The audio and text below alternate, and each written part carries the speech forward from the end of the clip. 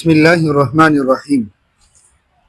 قسم ثانی فوائد حکمیہ بالکسر، اور یہ بھی 25 ہیں، 15 تنبیہ کے عنوان سے، 5 تحقیق کے عنوان سے اور 5 دفع اشکال کے عنوان سے۔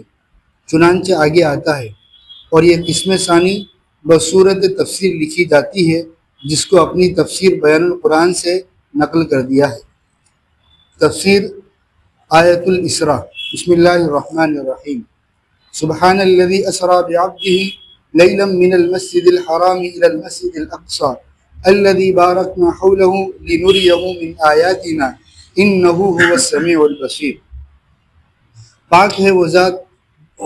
تفسیر ہونے کے ساتھ قرآن پاک کی آیت کو پڑھنے سے پہلے تفسیر پڑھے تو اعوذ نہیں پڑھنی پڑتی ہے، بسم اللہ سے شروع کیا جاتا ہے، اور اگر قرآن پڑھنا ہو تو اعوذ پڑھنا پڑتا ہے۔ نہیں سب مسئلہ نہیں ہے، یہ کتاب کتابیں ہونے کی وجہ سے کیوں کتاب کتابیں ہونے کی وجہ سے اعوذ نہیں پڑھ سکتے؟ اس کو کہتے ہیں عذر گناہ، درس گناہ۔ پڑھ پھر سے۔ اعوذ باللہ من الشیطان الرجیم، بسم اللہ الرحمن الرحیم۔ سبحان الذي اسرى بعبده ليلا من المسجد الحرام الى المسجد الاقصى الذي باركنا حوله لنريه من آياتنا انه هو السميع البصير۔ پاک ہے وہ ذات جو اپنے بندے محمد صلی اللہ علیہ وسلم کو شب کے شب وقت مسجد حرام یعنی مسجد کعبہ سے مسجد اقصی یعنی بیت المقدس تک، جس کے گردا گرد کے ملک شام ہے، ہم نے دینی و دنیاوی برکتیں کر رکھی ہے۔ دینی برکت یہ ہے کہ وہاں بکثرت انبیاء مدفون ہے، دنیاوی برکت یہ کہ وہاں اشجار و انہار و پیداوار کی کثرت ہے۔ غرض اس مسجد اقصی تک عجیب طور پر اس واسطے لے گیا تاکہ ہم ان بندے کو اپنی کچھ عجائبات قدرت دکھلاویں، جن میں بعض تو خود وہاں کے متعلق ہے، مثلا اتنی بڑی مسافت مدت قصیرہ میں طے کرنا، سب انبیاء علیہ السلام کو دیکھنا، ان کی باتیں سننا وغیرہ، اور بعض آگے کے متعلق ہے، مثلا آسمانوں پر جانا اور عجائبات کثیرہ دیکھنا۔ بے شک اللہ تعالیٰ بڑے سننے والے بڑے دیکھنے والے ہیں۔ چونکہ رسول مقبول صلی اللہ علیہ وسلم کے اقوال کو سنتے، احوال کو دیکھتے تھے، اس لیے ان کو اس طرح مکرم و مقرب بنایا۔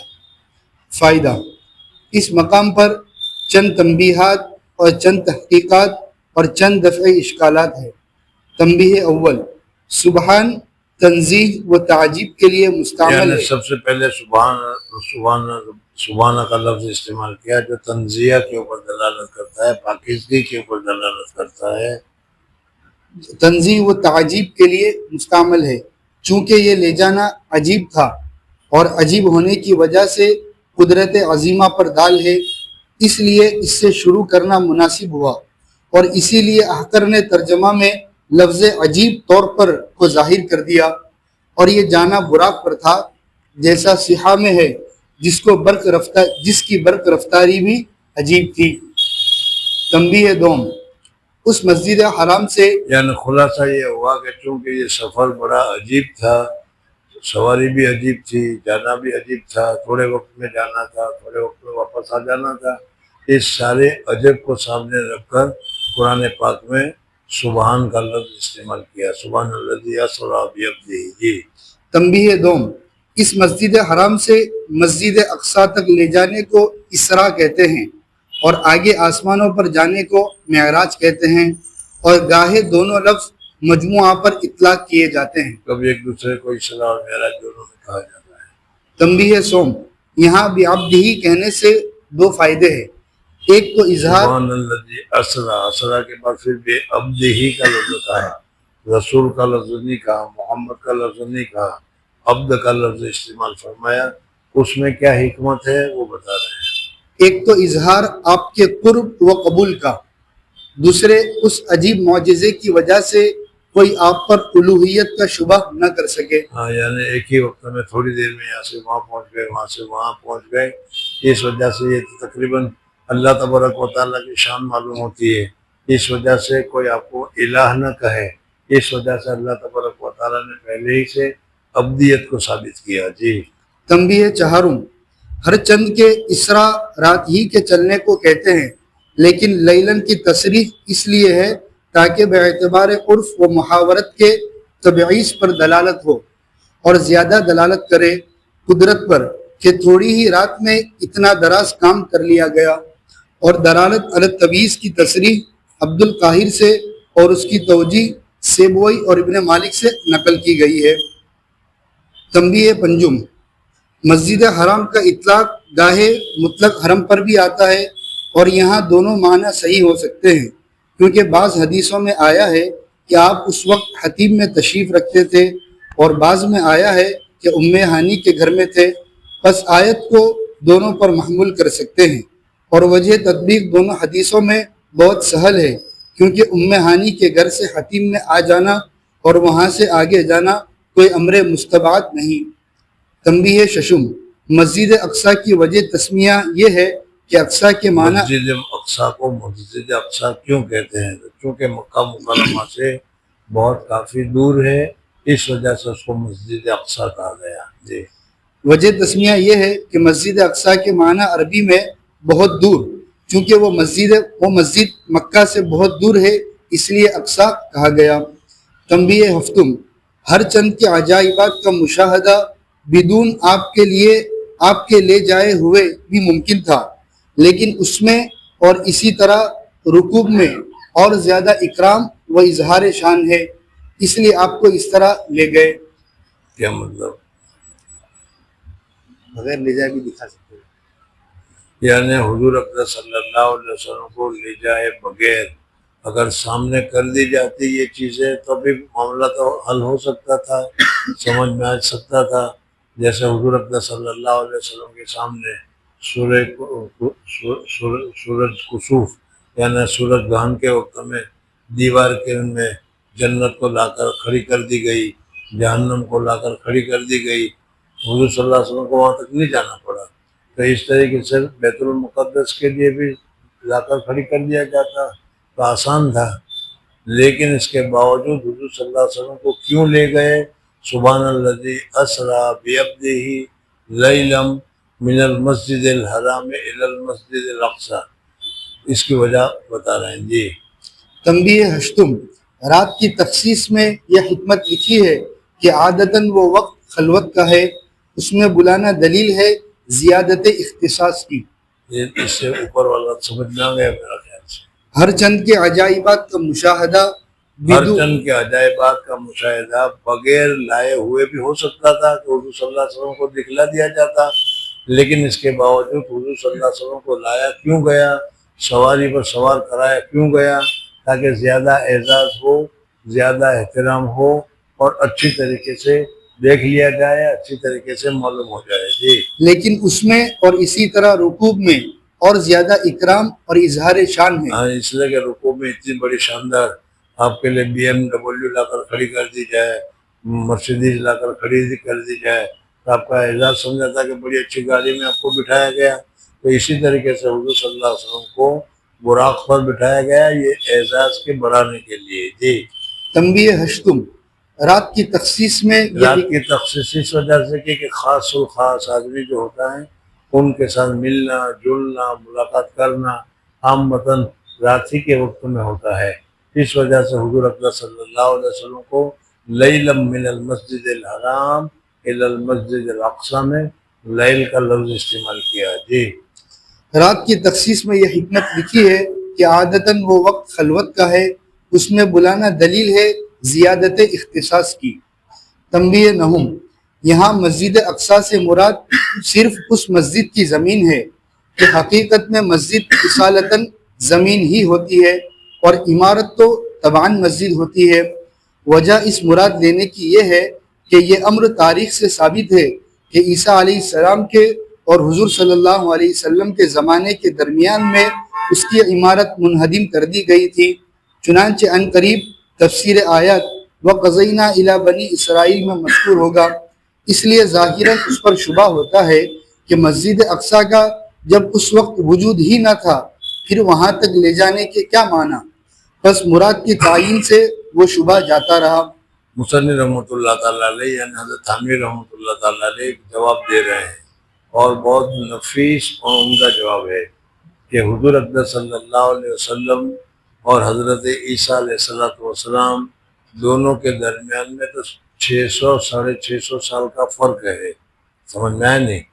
اور حضرت عیسیٰ علیہ السلام اور حضرت داؤد علیہ السلام، حضرت سلیمان علیہ السلام، ان میں بھی کئی ہزار سال کا فرق ہے، سمجھ میں آ گیا؟ تو حضرت سلیمان علیہ السلام کے زمانے میں بیت المقدس بنائی گئی تھی، مسجد تھی، لیکن پھر بخت نصر کے زمانے میں تو اس کو توڑ پھوڑ دیا گیا تھا۔ انگریزوں کا دور آیا تو اس کی تو اینٹ سینٹ بجا کر رکھ دی گئی تھی۔ تو کہتے ہیں کہ وہاں مسجد کی تعمیر تھی نہیں، جب مسجد کی تعمیر تھی نہیں تو پھر حضور صلی اللہ علیہ وسلم کو جو کہا گیا کہ سبحان الذی اسریٰ بعبدہ لیلا من المسجد الحرام الی المسجد الاقصیٰ، مسجد اقصیٰ تو ہے نہیں، پھر مسجد اقصیٰ کہنے کا کیا مطلب؟ تو اس کا جواب دیا کہ اصل چیز عمارت نہیں ہوتی، اصل چیز زمین ہوتی ہے، سمجھ میں آئے نہیں؟ زمین جب ایک مرتبہ وقف ہو گئی، مسجد کے لیے ہو گئی، تو وہ زمین ہمیشہ ہمیشہ کے لیے مسجد کی ہو گئی۔ تو اگرچہ اس وقت وہاں پر تعمیر نہیں تھی، لیکن جس جگہ پر وہ تعمیر توڑی گئی تھی وہ جگہ تو موجود تھی، اور اس جگہ کو بھی مسجد اقصیٰ کہا جاتا ہے اس وجہ سے۔ جی، یہاں مسجد اقصیٰ سے مراد صرف اس مسجد کی زمین ہے کہ حقیقت میں مسجد اصالتاً زمین ہی ہوتی ہے اور عمارت تو طبعاً مسجد ہوتی ہے۔ وجہ اس مراد لینے کی یہ ہے کہ یہ امر تاریخ سے ثابت ہے کہ عیسیٰ علیہ السلام کے اور حضور صلی اللہ علیہ وسلم کے زمانے کے درمیان میں اس کی عمارت منہدم کر دی گئی تھی، چنانچہ ان قریب تفسیر آیات وَقَضَيْنَا إِلَىٰ بَنِي اسرائیل میں مذکور ہوگا۔ اس لیے ظاہراً اس پر شبہ ہوتا ہے کہ مسجد اقصیٰ کا جب اس وقت وجود ہی نہ تھا، پھر وہاں تک لے جانے کے کیا معنی؟ بس اس مراد کی تعین سے وہ شبہ جاتا رہا۔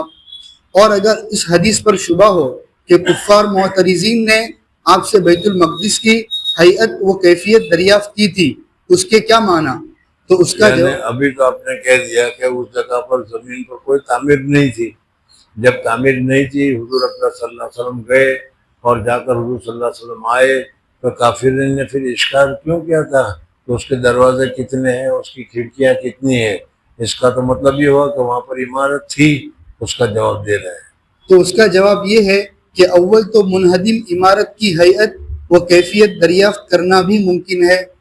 یعنی جس وقت مسجد حرام بیت المقدس کو توڑ دیا گیا تھا تو ظاہر بات ہے کہ چٹیل میدان تو نہیں کیا گیا تھا، کچھ حصہ ٹوٹا پڑا تھا، کچھ حصہ رہا پڑا تھا، جیسے آج کل جب بہت سی مسجدوں کو توڑا جاتا ہے، مکانوں کو توڑا جاتا ہے، تو ایسی چیزیں ہوتی ہے۔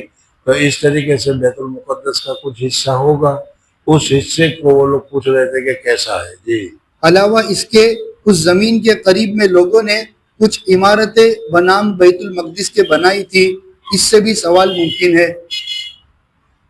یہ ایک دوسرا جواب دیا کہ وہاں پر انہوں نے بخت نصر نے آ کر سب کچھ توڑ پھوڑ کر دیا تھا، لیکن جو چیز توڑ پھوڑ دی جاتی ہے تو وہاں رہنے والے کام چلا کچھ نہ کچھ تعمیر اپنے لیے کر ہی لیا کرتے ہیں، تو اس طریقے سے انہوں نے اپنے لیے تعمیر کر لی ہوگی، اور اس تعمیر کو بیت المقدس کہا گیا، جس کی تفصیل انہوں نے پوچھی۔ جی، تنبیہ دہم الذی بارکنا بطور مدح کے بڑھایا ہے، اور اس سے خود اس مسجد کا مبارک ہونا بدرجہ اولا مفہوم ہو گیا، کیونکہ جب اس کے آس پاس باوجود مسجد یعنی مسجد بھی برکت والی ہے اور وہاں کی جگہ بھی برکت والی ہے، کہ اس جگہ میں برکت تو یہ ہے کہ انبیاء بہت کثرت کے ساتھ دفن ہوئے ہیں، اور جس جگہ پر انبیاء بہت کثرت کے ساتھ دفن ہوئے ہیں تو ظاہر بات ہے کہ وہ جگہ بہت ہی متبرک ہوگی، پاک ہوگی، اس وجہ سے۔ جی، بطور مدح کے بڑھایا ہے، اور اس سے خود اس مسجد کا مبارک ہونا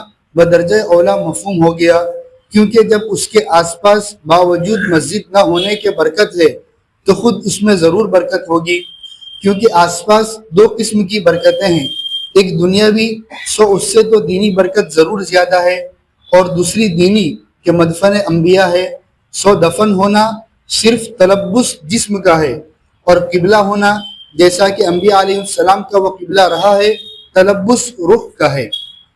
اور یہ زیادہ مجیب برکت ہوگا، خصوص جبکہ وہاں ہی رہ کر عبادت کرے کہ جسم کا تلفظ بھی ہو جائے گا، کیونکہ وہ قبلہ ہونے کے ساتھ اکثر انبیاء کا متعبد اور محل عبادت بھی ہو رہا ہے، عبادت خانہ بھی رہا ہے جی۔ پس اس طرح خود اس مسجد کے مبارک تر ہونے پر دلالت ہو گئی۔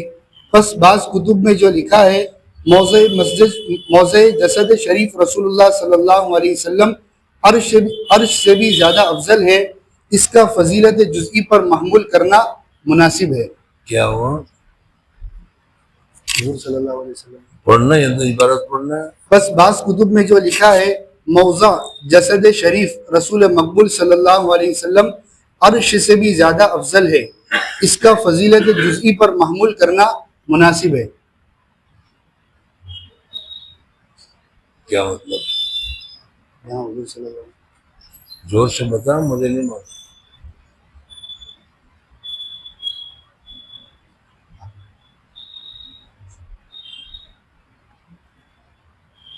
یوں کہتے ہیں کہ حضور اکرم صلی اللہ علیہ وسلم کا جسد اطہر، حضور صلی اللہ علیہ وسلم کا بدن مبارک جس زمین پر، جس جگہ پر رکھا ہوا ہے، وہ جگہ عرش سے بھی افضل ہے۔ عرش بہت ہی اونچی چیز ہے، لیکن عرش کے اوپر اللہ جل جلالہ تشریف فرما ہو، اللہ جل جلالہ وہاں پر بیٹھے ہوئے ہو، اللہ جل جلالہ کا جسم مبارک ہو، ایسا نہیں، صرف نام کی نسبت ہے۔ جیسے کعبہ شریف کو بیت اللہ کہتے ہیں، ابھی اللہ تبارک و تعالیٰ کا ہمارے جیسا گھر تھوڑا ہے، اللہ کی طرف نسبت ہے۔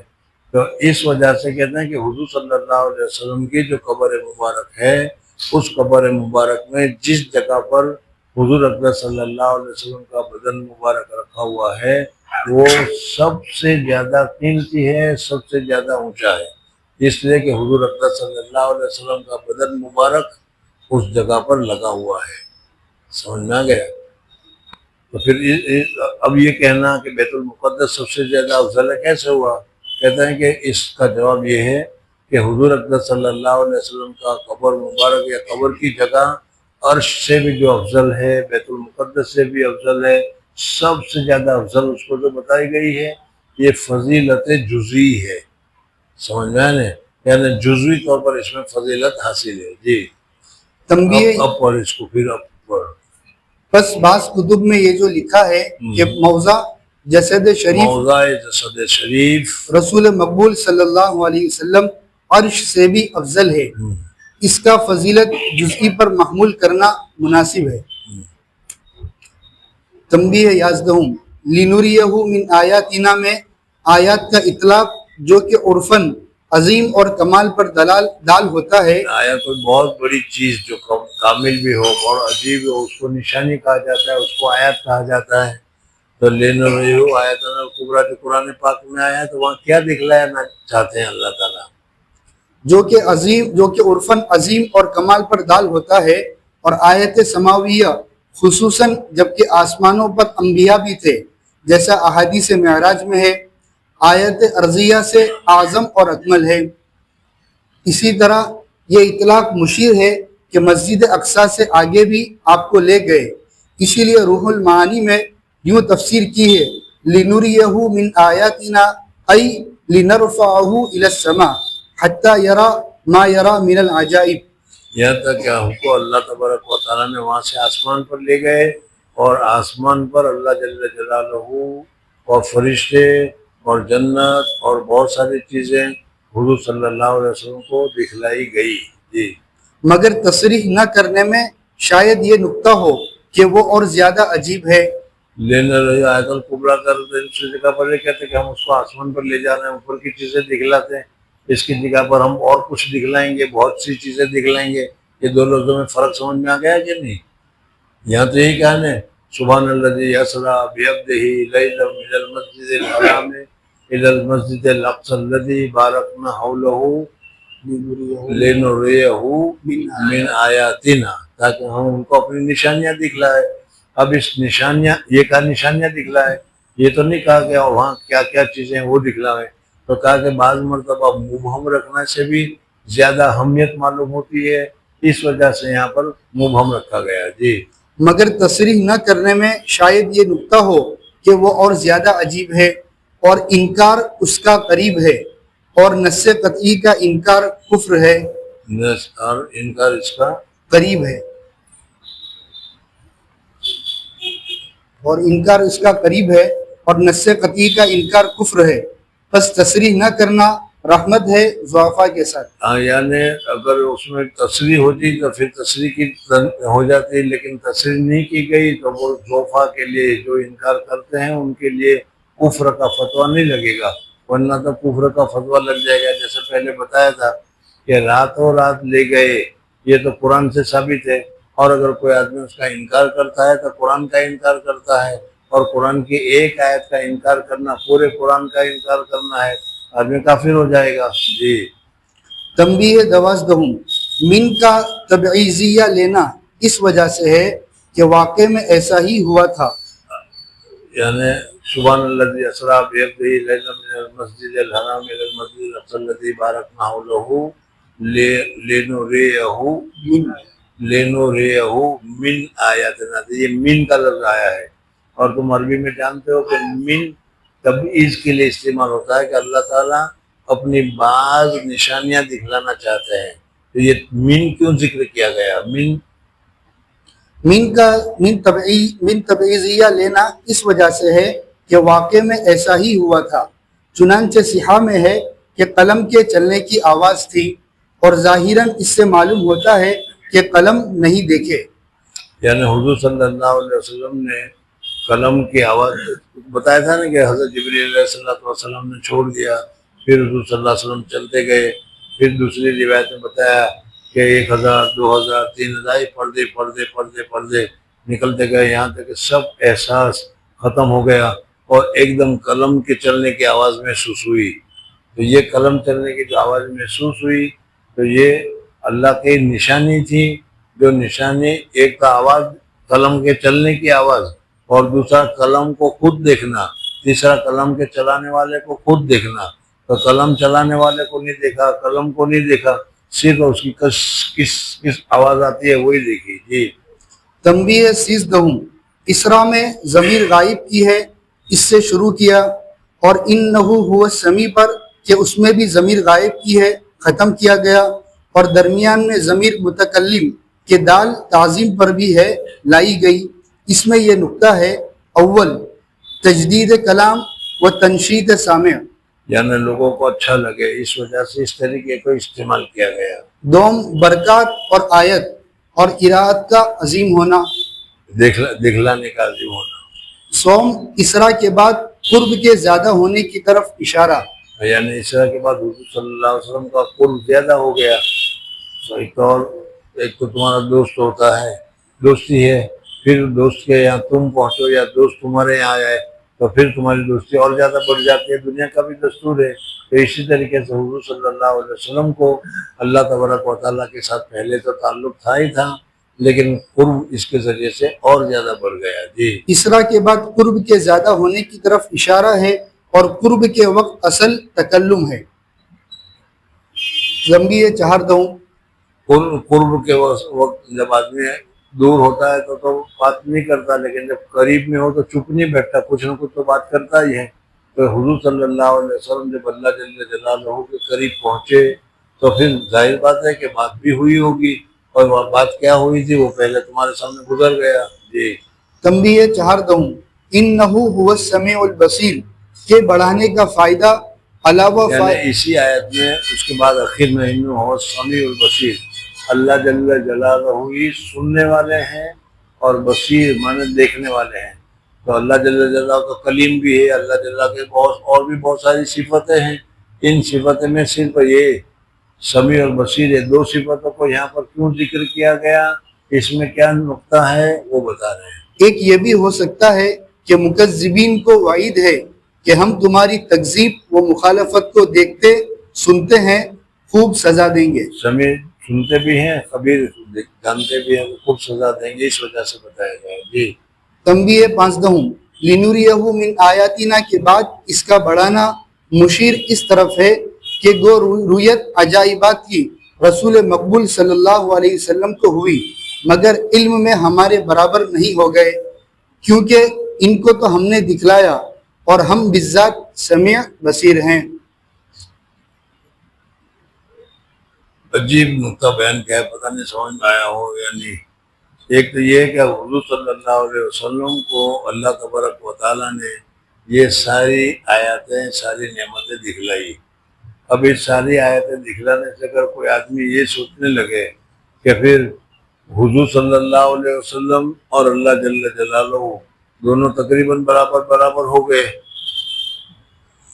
تمہارا مقام تمہیں تو معلوم ہے، تم تو جانتے ہو اچھی طریقے سے، تمہارا مقام تم مجھے لے جاؤ اور مجھے لے جا کر دکھلاؤ، تب تمہارا علم اور میرا علم برابر ہو گیا کہ نہیں؟ نہیں۔ اب کیا سمجھاؤں پھر؟ اس وجہ سے کہ پہلے تو تم ہی جانتے تھے کہ تمہارا گھر کتنے کا بنا، کہاں سے لائے، کیسا ہوا، کتنا خرچہ ہوا۔ اب جب تم نے مجھے بتلا دیا تو اس میں تمہارے علم کے برابر میں بھی ہو گیا کہ نہیں؟ تم تو نہ کہہ رہے ہو، میری نہیں سمجھ میں آتا ہے؟ نہیں سمجھ میں آتا تو جانے دو، پھر ہو گئے کہ نہیں؟ تو پھر تو اللہ اور رسول دونوں برابر ہو گئے کہ نہیں؟ اس وجہ سے کہ جو ہمارا مکان ہے اس کو ہم اچھی طریقے سے جانتے ہیں، کہاں سے آیا، کیسے بنایا، کس طرح بنایا، ہر اس کی کن، ہر اس کی رگ رگ سے ہم واقف ہیں، اور تم نے تو ویسے ہی آ کے دیکھا ہوا ہے، اوپر سے دیکھا ہوا ہے۔ اس وجہ سے دیکھا تم نے بھی ہے، لیکن تمہارا دیکھنا اور ہمارا جاننا دونوں میں ابھی تک فرق ہے۔ اس وجہ سے اللہ تبارک و تعالیٰ نے یہ کہا۔ پھر پڑھو اس کو، لِنُرِيَهُ مِنْ آیاتنا، لِنُرِيَهُ مِنْ آیاتنا جو بتایا گیا تاکہ ہم ان کو دکھلائے ہماری نشانیوں کو۔ اس کا بڑھانا مشیر اس طرف ہے کہ گو رویت عجائبات کی رسول مقبول صلی اللہ علیہ وسلم کو ہوئی، یعنی حضور صلی اللہ علیہ وسلم کو بہت ہی عجائبات کی زیارت ہوئی، جنت بھی دیکھی، جہنم بھی دیکھی، اور سدرۃ المنتہا بھی دیکھا، آسمان بھی دیکھا، پہلا بھی دیکھا، دوسرا بھی دیکھا، ساتواں بھی دیکھا، سب دیکھا کہ نہیں؟ تو حضور صلی اللہ علیہ وسلم کو رویت تو سب کی ہوئی، مگر علم میں ہمارے برابر نہیں ہو مگر گئے۔ علم میں ہمارے برابر نہیں ہو گئے۔ ہمارا علم جو ہے، ہمارا علم ازلی علم ہے، پہلے ہی سے ہے، سمجھ میں نہیں؟ اس وجہ سے حضور صلی اللہ علیہ وسلم اللہ تبارک و تعالیٰ کے برابر نہیں ہو گئے۔ جی، کیونکہ ان کو تو ہم نے دکھلایا اور ہم بالذات سمیع اور و ہم بصیر ہیں۔ بالذات سمیع اور بصیر ہیں، اس لیے ہم کو کوئی دکھلانے والا ہمیں دکھلایا، کوئی بتلانے والا بتایا، اس کی ضرورت نہیں ہے۔ جی، دوسرا انہوں نے بعض آیات کو دیکھا اور ہم علی الاطلاق سمیع و بصیر ہے۔ تحقیق اول، یہاں مسجد اقصی تک جانا مذکور ہے، اندر جانا احادیث میں مصرح ہے۔ یعنی حضور صلی اللہ سبحان الذی اسری بعبدہ لیلا من المسجد الحرام الی المسجد الاقصی، سمجھ میں؟ لیکن مسجد اقصی میں گئے کہ نہیں یہ قرآن پاک کی آیت سے معلوم نہیں ہوتا۔ یہ معلوم ہوتا ہے؟ نہیں ہوتا۔ ہاں، مسجد اقصی میں حضور صلی اللہ علیہ وسلم گئے، وہاں پر وہ کیا ہے، براق کو باندھا گیا، پھر اس کے بعد حضور صلی اللہ علیہ وسلم نے نماز پڑھائی، وہ سب مسجد میں ہوا ہے، وہ سب حدیث سے ثابت ہے۔ جی، احادیث میں ہے کہ آپ صلی اللہ علیہ وسلم اندر تشریف لے گئے اور انبیاء علیہ السلام سے ملے اور آپ نماز میں ان کے امام بنے۔ تحقیق دوم، آگے آسمانوں کی طرف جانا اس آیت میں مصرح نہیں ہے، گو اس طرف اشارہ ہے۔ ہاں، یعنی اس آیت میں تصریح نہیں ہے کہ پھر حضور صلی اللہ علیہ وسلم کو آسمان پر چڑھایا گیا۔ اگر یہ ہوتا تو معراج کا انکار کرنے والے کو بھی کفر کہا جاتا، لیکن آیت میں اشارہ ضرور ہے کہ پھر حضور صلی اللہ علیہ وسلم کو اوپر تک لے جایا گیا۔ جی، اور اس سے زیادہ صراحت کے قریب اشارہ سورہ والنجم میں ہے، یعنی دوسری صورت میں ہے، سورہ النجم میں حضور اللہ تبارک و تعالیٰ نے جو آیت نازل کی ہے، اور اس آیت میں صراحت ہے کہ نزلۃ اخری، وَلَقَدْ رَآهُ نَزْلَةً أُخْرَى عِنْدَ سِدْرَةِ الْمُنْتَهَى، یعنی آپ نے جبرائیل علیہ السلام کو دوسری بار سدرۃ المنتہا کے پاس دیکھا ہے، اور پہلی بار کا دیکھنا اس کے قبل وَهُوَ بِالْأُفُقِ الْأَعْلَى میں مذکور ہے، سو اس سے ظاہراً معلوم ہوتا ہے کہ آپ سدرۃ المنتہا تک پہنچے تھے، کیونکہ اندہ متعلق رآ کے ہے، پس رویت اندہ سدرہ سے ظاہراً معلوم ہوتا ہے کہ رائی اور مرئی دونوں سدرہ کے پاس ہوں گے. یعنی حضرت جبرائیل بھی اور حضور صلی اللہ علیہ وسلم بھی. جی پھر حدیثوں میں تو اس کی اس قدر تصریح ہے کہ مجال انکار ہی نہیں ہے. یعنی اس کا انکار کرنا درست نہیں ہے. حضور صلی اللہ علیہ وسلم نے حضرت جبرائیل کو دیکھا، آسمان پر دیکھا، 2 مرتبہ دیکھا، اصلی صورت میں دیکھا، اصلی حالت میں دیکھا. یہ جی تحقیق سوم جمہور اہل سنت و جماعت کا مذہب یہ ہے کہ معراج بیداری میں جسد کے ساتھ ہوئی، اور دلیل یہ پہلے ہی مسئلہ بتایا تھا کہ حضور صلی اللہ علیہ وسلم کو جو معراج ہوئی وہ معراج روحانی ہوئی یا معراج جسمانی ہوئی. تو یہ بتایا گیا کہ اللہ تعالیٰ نے حضور صلی اللہ علیہ وسلم کو جسم و جسمانیت کے ساتھ ہی یہ ساری معراج ہوئی ہے. اب جب جسم و جسمانیت مانتے تو پھر وہی سائنسی اشکالات اور اعتراضات جو اب تک چلے آتے تھے وہ آئیں گے کہ یہاں سے آدمی اوپر جا ہی نہیں سکتا، کتنا ہی بڑا پتھر کو جتنی طاقت کے ساتھ اچھالو وہ اتنی طاقت سے نیچے گرے گا، تو آدمی اوپر جائے گا کیسے؟ اوپر جائے گا تو اوپر جانے کے بعد ابھی بھی ہوائی جہاز میں بھی جو جاتے ہیں تو 35,000 فیٹ اوپر جاتی ہے ہوائی جہاز، لیکن 35,000 فیٹ میں زمین پر جو گرمی ہوتی ہے وہ گرمی نہیں ہوتی، بلکہ 50 to 60 درجے میں ٹھنڈک ہو جاتی ہے. وہاں اوپر ٹھنڈک ہے سارا. اب اس میں سے آدمی جائے گا تو کیسے جائے گا؟ پھر قوت زمہری آئے گا، اس میں سے کیسے جائے گا؟ یہ سارے کہتے ہیں. اس کا جواب یہ ہے کہ اللہ تبارک و تعالیٰ نے حضور صلی اللہ علیہ وسلم کو تیار کر کے ہی بلا لیا تھا. جی تحقیق سوم جمہور اہل سنت و جماعت کا مذہب یہ ہے کہ معراج بیداری میں جسد کے ساتھ ہوئی، بیداری میں ہوئی اور جسد کے ساتھ ہوئی، نوم کے ساتھ نہیں ہوئی. جی اور دلیل اس کی اجماع ہے. یعنی سب کا اجماع ہے، تمام صحاباؤں کا اجماع ہے اور تمام علماء کا اجماع ہے، اور اجماع کا انکار کرنا یہ درست نہیں ہوتا. اس وجہ سے اجماعی طور پر یہ ثابت ہے کہ حضور صلی اللہ علیہ وسلم کو جسمانی طور پر معراج ہوئی ہے. اور مستند اس اجماع کا یہ امور ہو سکتے ہیں: اول، حق تعالیٰ نے جس اہتمام سے قصہ اسراء کو بیان فرمایا ہے اس سے اس کا غایت عجیب ہونا معلوم ہوتا ہے.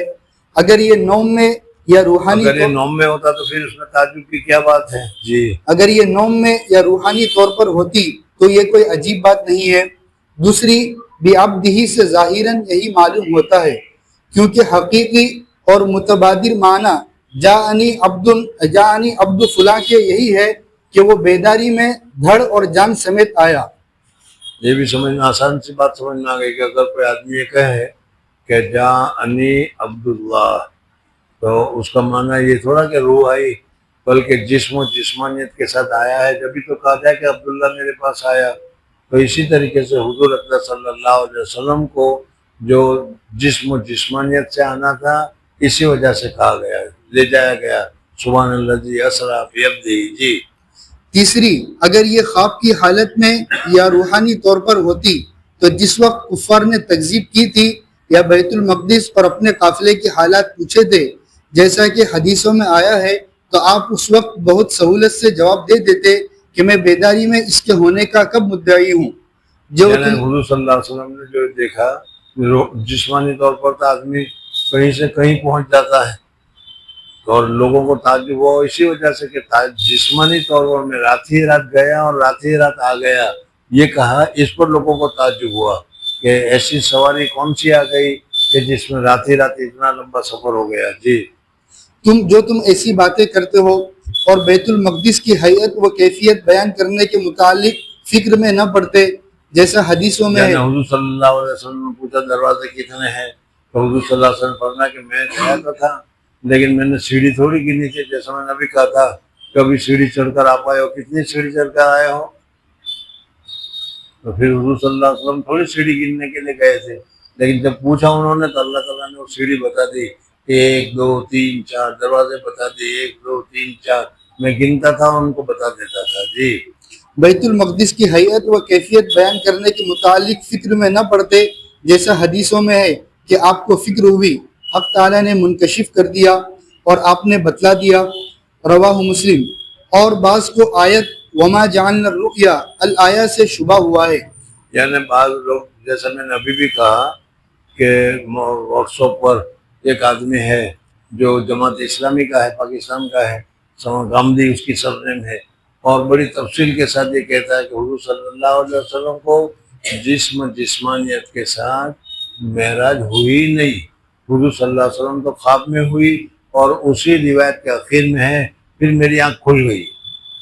یہ حدیث بھی ذکر کرتا ہے، بخاری کی حدیث ہے، ذکر کرتا ہے وہ، سمجھنا، تو اس کا جواب دے رہے ہیں یہ۔ اول تو وہاں احتمال ہے کہ واقع بدر یا عمرہ مکہ کا خواب مراد ہو، یعنی حضور صلی اللہ علیہ وسلم کو جو خواب کا تذکرہ ہم رائنا ہم نے تم کو دکھلایا، تو یہ غزوہ بدر جو ہوا تھا، اس غزوہ بدر کی حالت بھی حضور صلی اللہ علیہ وسلم کو بتا دی گئی تھی، یہاں یہ کٹے گا، یہاں یہ مرے گا، یہاں یہ مرے گا، یہاں یہ مرے گا، تو اس کا تذکرہ ہو اس آیت میں۔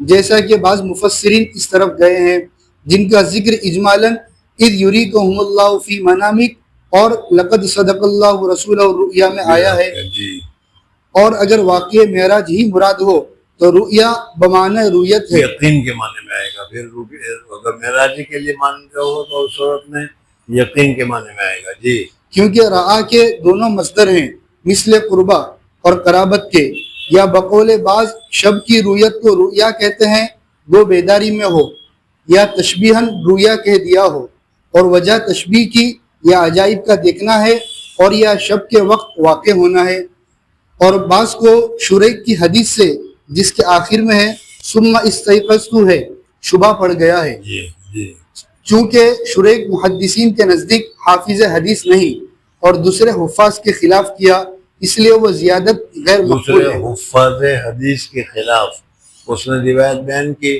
کوئی محدث نہیں ہے اور وہ حافظ حدیث بھی نہیں ہے، اور وہ ایسی روایت بیان کرتا ہے تو پھر اس وقت اس کی روایت کا اعتبار نہیں کیا جاتا۔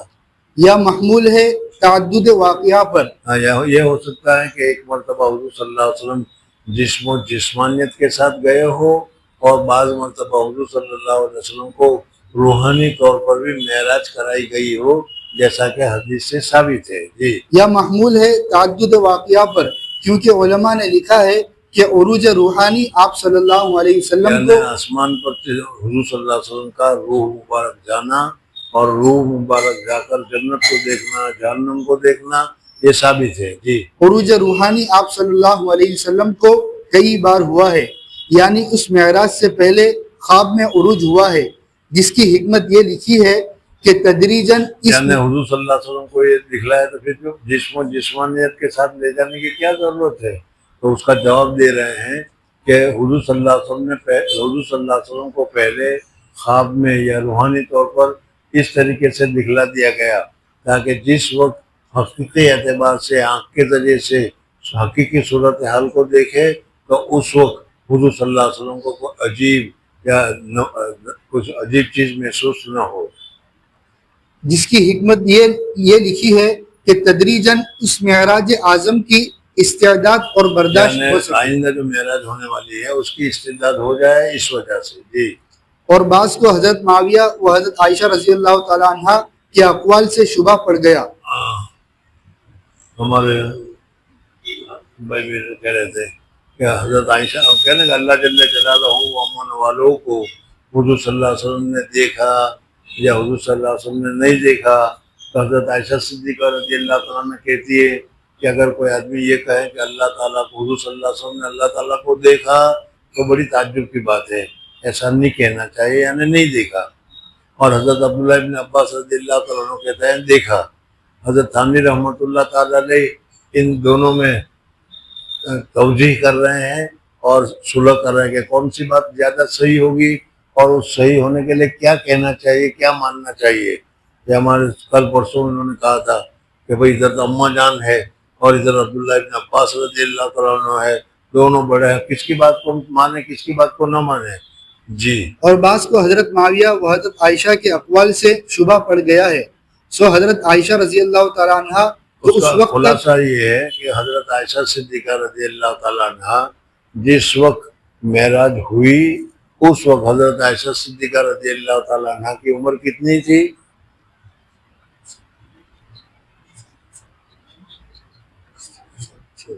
6 سال 3 سال کی۔ ارے جس وقت حضور صلی اللہ علیہ وسلم کی شادی ہوئی اس وقت تو حضرت کیا عائشہ صدیقہ رضی اللہ عنہ بہت چھوٹی بچی تھی، دکھلائی گئی تھی، سمجھ میں آئے نہیں؟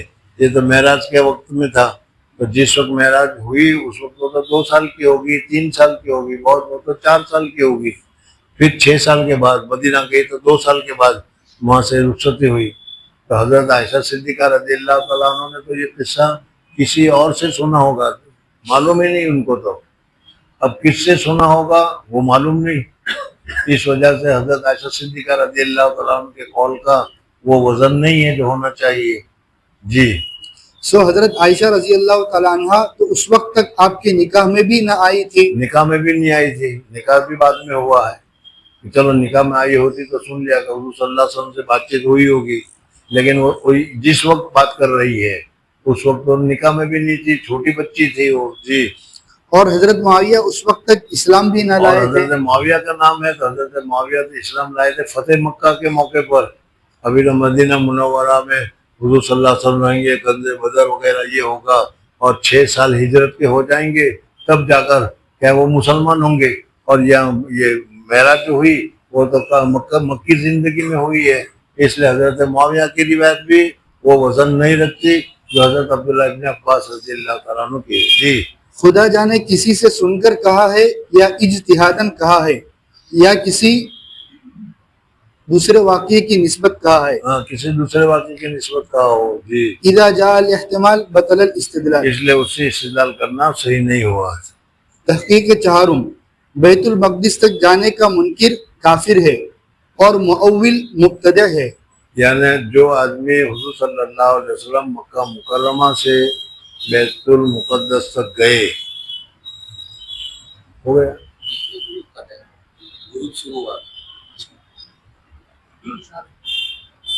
چلو ٹھیک ہے، بس کر دو۔ یہ دوسری بات ہے، کل سے شروع کریں گے۔ یہاں پر حضرت تھانوی رحمۃ اللہ تعالیٰ علیہ چونکہ بہت زیادہ نکات کو قریت کر عجیب عجیب باتوں کو کہنے کے عادی ہیں، اس وجہ سے وہ سارے کے سارے نکاتوں کو تمہارے سامنے ذکر کر رہے ہیں، آسان لفظوں میں تم کو بتا دیا کہ اس میں یہ نکتہ ہے، یہ نکتہ ہے۔ بہرحال حضور صلی اللہ علیہ وسلم کی معراج کا وقت اب ختم ہونے والا ہے، آج کل میں ختم ہو جائے گا انشاءاللہ، کل سب ختم ہو جائے گا، پھر اس کے بعد حضور صلی اللہ علیہ وسلم کی سیرت کی اور تفصیلات آگے آئے گی۔ لیکن اس وقت بھی معراج کی بہت ساری باریکی، معراج کے بہت سارے گر اور نکات ہمارے سامنے آ گئے ہیں۔ اس سے معلوم ہوتا ہے کہ حضور صلی اللہ علیہ وسلم کو اللہ تبارک و تعالیٰ کے ساتھ بہت ہی قریبی تعلق ہے، اور بہت ہی قریبی حضور صلی اللہ علیہ وسلم کے ساتھ نسبت ہے، اور ہمیں بھی حضور صلی اللہ علیہ وسلم کے ساتھ اپنا تعلق، اپنی نسبت کو زیادہ سے زیادہ بڑھانی چاہیے، سنتوں پر زیادہ سے زیادہ عمل کرنا چاہیے، حضور صلی اللہ علیہ وسلم سے زیادہ محبت کرنا چاہیے۔ خود حضرت عمر رضی اللہ عنہ کو فرمایا تھا کہ جب تک تمہاری جان سے زیادہ میری محبت تمہارے اندر نہیں ہوگی تم مومن قرار نہیں دیے جاؤ گے۔ تو یہ ہمارے لیے ضروری ہے۔ آج کل ہم حضور صلی اللہ علیہ وسلم کو زیادہ کیا ہے اعتنا نہیں کرتے، زیادہ نہیں کرتے، یہ اچھا نہیں، ہمارے لیے نقصان دہ ہے۔ اللہ تعالی ہم سب کو حضور اکرم صلی اللہ علیہ وسلم کی سچی محبت، اور سچی محبت کی خاص چیز ہے علامت اتباع سنت کی کرنے کی سعادت اور توفیق نصیب فرمائے۔ سبحان اللہ و بحمدہ، سبحانک اللہم و بحمدک، نشہد ان لا الہ الا انت نستغفرک و نتوب الیک۔